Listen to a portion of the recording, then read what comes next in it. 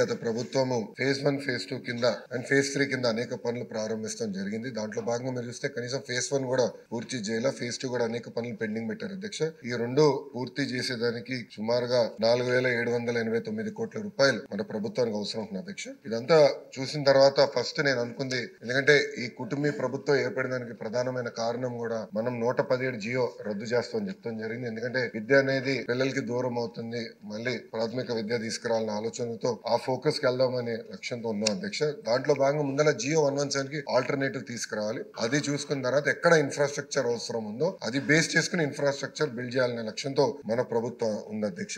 దాంట్లో అధ్యక్ష మీరు చూస్తే ఇన్ఫ్రాస్ట్రక్చర్ కూడా అనేక స్టార్ రేటింగ్లు ఇస్తాం జరిగింది అధ్యక్ష. 0, 1, 2, 3, 4, 5 స్టార్. ఎందుకు చేసామంటే నేను కూడా వ్యత్యాసం చేశాను. కొన్ని పాఠశాలలో ఇన్ఫ్రాస్ట్రక్చర్ అన్ని ఉన్నాయి, బెంచ్లు ఉన్నాయి, టీవీలు ఉన్నాయి, రంగులు ఉన్నాయి. కొన్ని పాఠశాలలో అసలు ఏమి లేవు అధ్యక్ష. అంటే కంప్లీట్ ఎక్స్ట్రీమ్స్ నాకు ఫీల్డ్ లో కంపెనీ ఇది కరెక్ట్ కాదని భావించి కొన్ని నిర్ణయాలు. ఒకటి, లీక్ ప్రూఫ్ బిల్డింగ్, అన్నిటికీ పెయింట్ ఉండాలి, ఎలక్ట్రిసిటీ ఉండాలి, ఫంక్షనల్ టాయిలెట్ ఉండాలి, డ్రింకింగ్ వాటర్ ఫెసిలిటీస్ ఉండాలని నిర్ణయం తీసుకున్నాం. దీంట్లో భాగంగా మనం అనేక రేటింగ్ మెకానిజం ఏర్పాటు చేసాం. ఆ రేటింగ్ ఎట్టి చేస్తున్న వివరాలు గౌరవ సభ్యులు కూడా నేను పంపిస్తాను అధ్యక్ష. దాంతో వాళ్ళు కూడా ఒక ఐడియా వస్తుంది. దాన్ని బట్టి వాళ్ళ నియోజకవర్గాల్లో ఎందుకు ఒక పాఠశాల ఆ రేటింగ్ వచ్చిందని కూడా తెలుసుకుని అది ఎట్లా ఇంప్రూవ్ చేయాలో వాళ్ళు కూడా ఒక అవకాశం ఉంటుంది అధ్యక్ష. అధ్యక్ష ఇప్పుడు వాస్తవంగా అధ్యక్ష అన్ని ప్రభుత్వ పాఠశాలల్ని మనం 5 స్టార్స్ రేటింగ్ తీసుకురావాలి. సుమారుగా ఈ రోజు SSR రేట్ ప్రకారం 13,526 కోట్ల రూపాయలు అవసరం అధ్యక్ష. సో ఇదేదో ఒక్క రోజులో చేసేస్తాం, ఒకేసారి అయిపోతుంది అనుకుంటాం, ప్రమాదకరం. చేయలేం అధ్యక్ష. ఒక రోజు అయ్యే పని కాదు. అందరం కలిసికట్టుగా పని చేస్తే ఒక 5 నుంచి 7 సంవత్సరాలు పడుతుంది అధ్యక్ష.